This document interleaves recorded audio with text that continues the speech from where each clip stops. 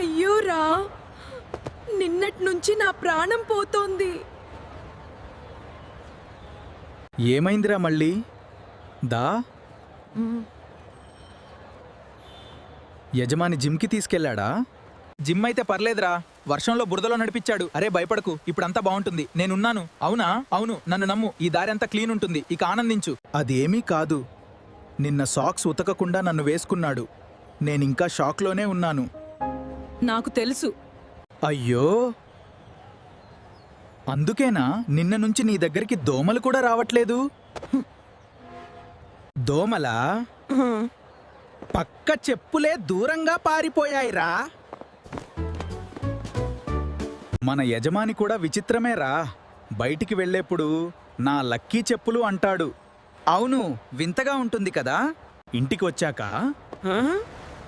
తన్నేసి మూలలో పడేస్తాడు. నిన్న పెళ్లికి వెళ్ళినప్పుడు చూసావా? ఏమైంది? మనల్ని బయట వదిలేసి లోపల బిర్యానీ తిన్నాడు. అయ్యో, నాకు కూడా చికెన్ వాసన వచ్చి ఆకలేసిందిరా. నిజం చెప్పాలంటే మన పని చాలా కష్టంరా. ఎందుకు? మనిషి ఎక్కడికి వెళ్ళినా మోయాలి, కానీ జీతం లేదు, సెలవు లేదు. అదే కాదురా, స్ట్రాప్ తెగితే మాత్రం వెంటనే రిటైర్మెంట్.